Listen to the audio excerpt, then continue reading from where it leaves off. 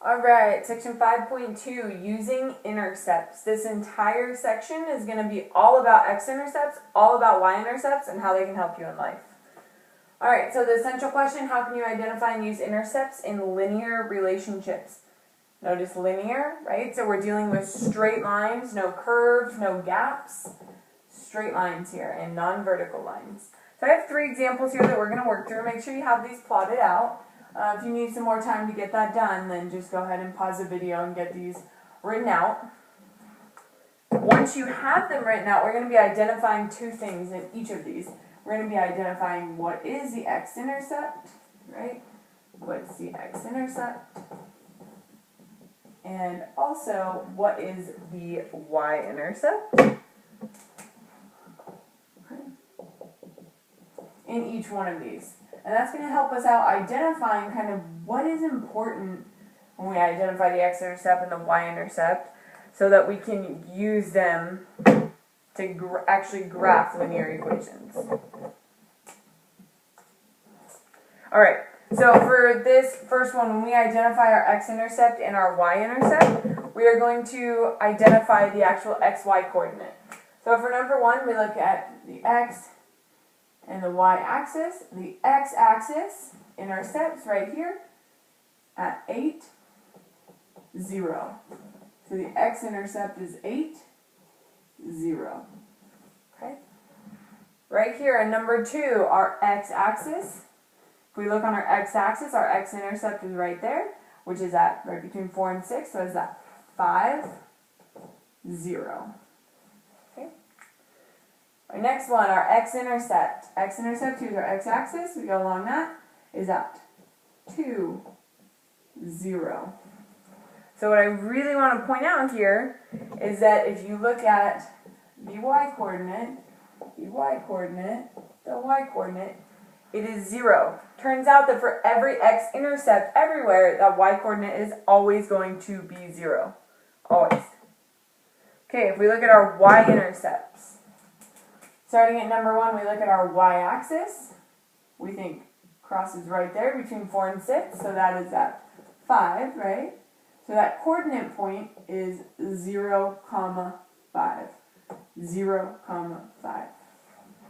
Here, the y-intercept, we have our y-axis, crosses the graph right there at 9.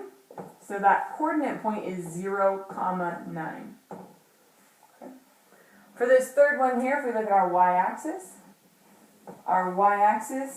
crosses the graph right there at 4, which means that the coordinate point is 0, 4. Hopefully you're noticing that in this y-intercept stuff, we also have some sort of pattern, right? The x is always 0. Turns out that for all y-intercepts, the x value is always 0.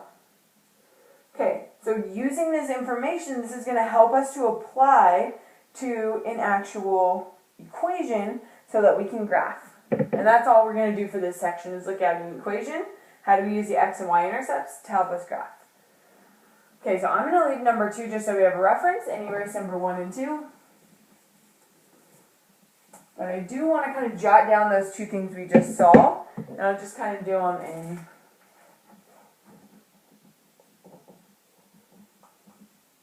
Alright, so x-intercepts have y value of 0, right?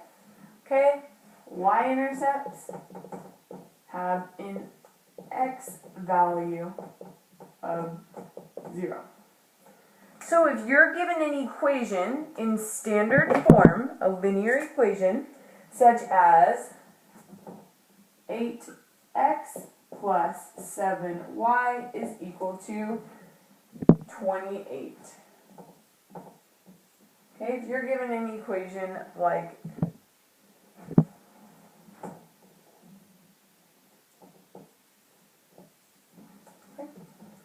that, 56. Perfect. So let's go ahead and just try to find the y-intercept and the x-intercept. Okay. So for the x-intercept, we know that the y value is 0. So we're going to take the equation and plug in a 0 for y. So we get 8x plus 7 times 0. We plugged in a 0 because we know the y value is 0 if we're looking for the x-intercept. And then we get 8x is equal to 56. Okay, we know how to solve this. Divide by 8 on both sides. We get that the x-intercept is equal to 7. X-intercept is equal to 7. Okay, what about finding the y-intercept? Very, very similar, almost the exact same process. But now for the y-intercept, we know that the x value is 0. So we're going to take our equation and we're going to plug in a 0 for x. And when we do that, we get 7y is equal to 56. We know how to solve this. Divide by 7 on both sides, and we get y is equal to 8. Okay? So we've got our x-intercept and our y-intercept. Alright, well, why do we care? Like, great, wonderful. We can answer a problem now. But that is going to be all we need to graph. All we need to graph an equation, a linear function, is 2 points. And we just got our 2 points right there. So if we have a graph, okay, 1, 2, 3, 4, 5, 6, 7, 8, 9, 10, 11, 12, 13. 1, 2, 3, 4, 5, 6, 7, 8, 9, 10, 11. I'm just going by ones. I'm not going to put my scale in there. I'm just going by ones. Okay? And we're going to graph these points. The y-intercept is at 8. My y-axis, I go up 1, 2, 3, 4, 5, 6, 7, 8. Cool? On my x-axis, I go to 7. 1, 2, 3, 4, 5, 6, 7. Cool? And all I have to do to make my line is connect those two dots. Just connecting those dots, making sure I extend outwards. It would help if I actually connected the dots. Right, it needs to be a straight line through both of the dots. Okay? And that's all you got to do to graph that equation. And you're done, just like that. Okay, I'm going to do one more with you guys, and then I got two for you to do. Alright, I'm going to erase this. If you need it, just pause the video. Okay, next one we're going to do is going to have fractions be a little bit more complex. So we got 1/2 y equals 3 minus 3/4 x. And we're going to do the exact same thing we just did before. We're going to look for our x-intercept first. We know that for our x-intercept, our y is 0. So we take our equation and we're going to plug a 0 in for y.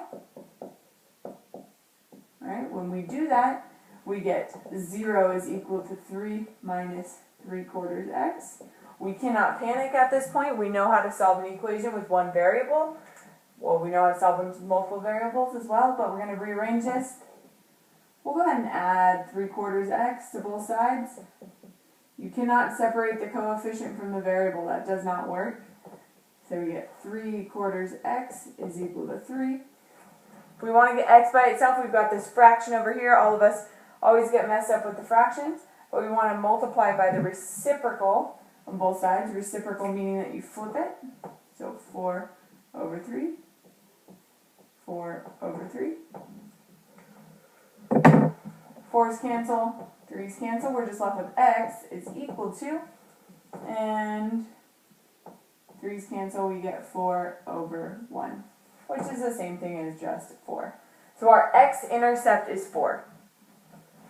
Alright, in order to graph our equation, we need 2 points. So we do still have to find the y-intercept, but we know how to do that. Our y-intercept, we know that for every y-intercept ever in existence, our x is going to be 0. So we get 1/2 y equals 3 minus 3/4. But remember, instead of x, now we're putting 0 because we're looking for the y-intercept. 1/2 y is equal to 3 minus 0. We don't care about the 0 anymore. And then we still got this little fraction here, but we're okay with fractions. Fractions are our friend. We're just going to multiply both sides by the reciprocal to get our answer. Okay, when we do multiply both sides, these 2's cancel out, these 1's cancel out, we get y is equal to 6. Okay, y is equal to 6. So we have our x-intercept, we've got our y-intercept. So to graph this thing, I'm just going to go by ones again so I don't have to write the scale. 1, 2, 3, 4, 5, 6, 7, 8, 9, 10. 1, 2, 3, 4, 5, 6, 7, 8, 9, 10. Okay. Our x-axis, our x-intercept is 1, 2, 3, 4. Our y-intercept is 6. 1, 2, 3, 4, 5, 6. Okay. All we got to do to graph them is connect them. Hopefully my line will be a little bit straighter this time.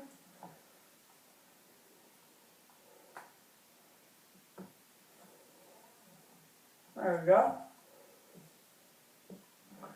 And we've got ourselves our graph of that equation right there. We got our graph of that equation using the x-intercept and the y-intercept. Awesome. Okay, I'm going to give you 2 equations to work on your own on the left-hand side, and then we will be all done with 5.2. I'm going to erase this. If you still need it, just pause the video. Okay, everything you've done so far should have been on the right-hand side. These next 2 are going to be your last 2 for section 5.2 that you are working on the left-hand side.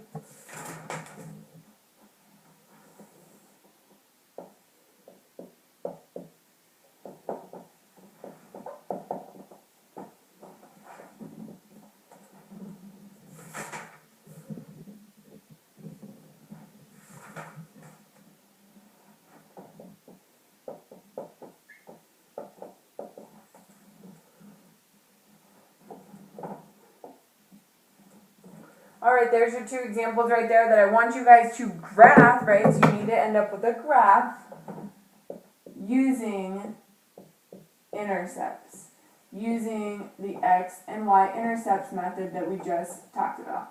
So graph those 2 using intercepts. Alright, and when you're done with that on the left-hand side, then you are done with the 5.2 video.